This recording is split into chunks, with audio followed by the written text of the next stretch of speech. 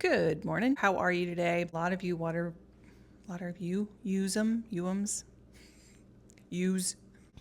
Hey guys, Kellie here. Today I want to talk to you about 10 struggles that you might be having if you are a new watercolorist and how we can make it better for you. So let's just jump in. Today let's talk about 10 watercolor struggles that I think every beginner has. And we're going to talk about how you can fix them. So, have you ever sat down to paint watercolors and somehow everything just goes wrong? Your colors turn muddy, the water runs everywhere, the paper buckles, and your painting doesn't look anything like you had imagined that it would. If that sounds familiar to you, let me say you are definitely not alone.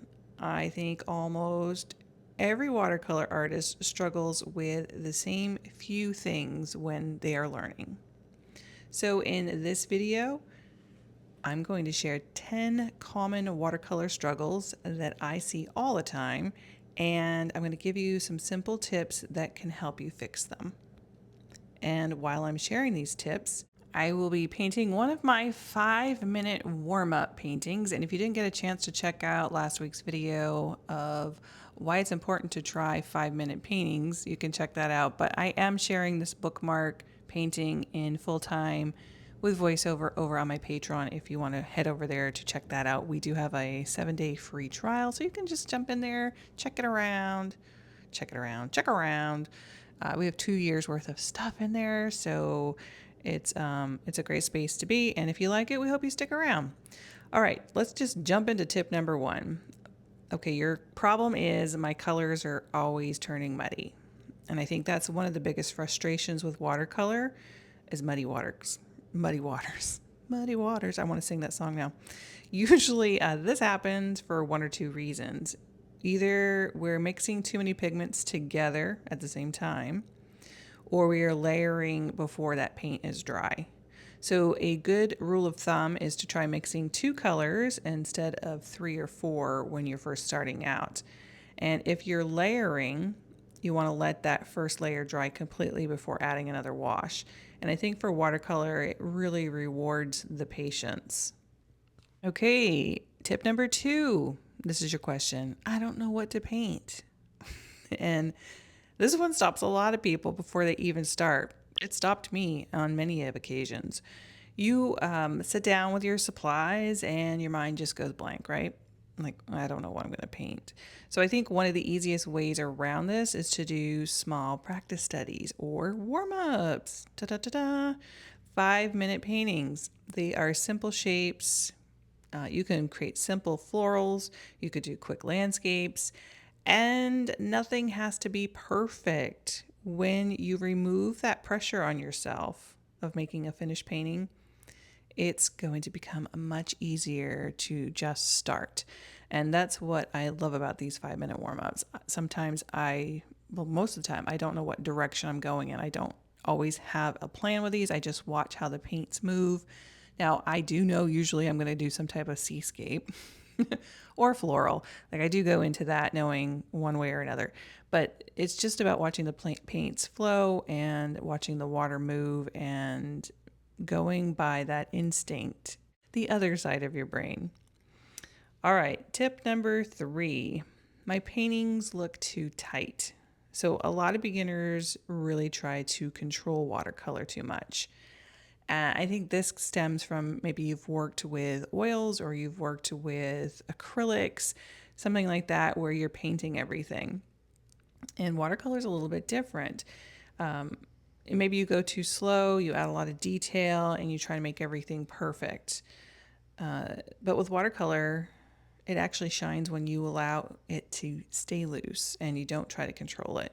So what I want you to do is try using fewer brush strokes or grab a larger brush, but you're just going to want to let the water move the pigment naturally. You can see in this bookmark, I went very, very loose, and then when it kind of comes all together, you add just a few details at the end, and that's what's going to bring all of that really together.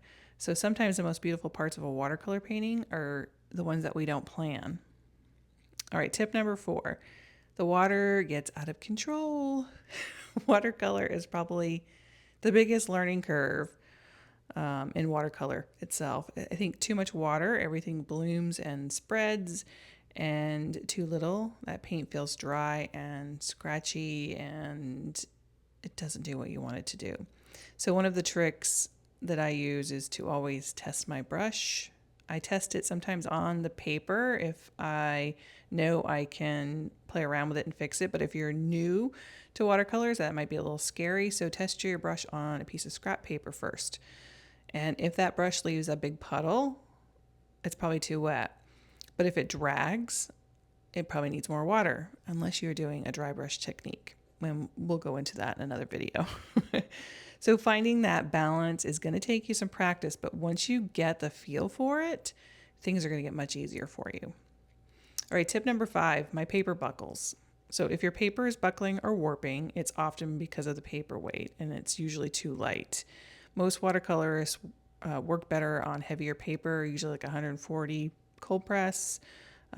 Not even necessarily cold press, you can have hot press too, but 140 press or higher. And better paper is going to make a huge difference on how your paint behaves. And if you want me to do a video going more into depth in paper, write paper down below.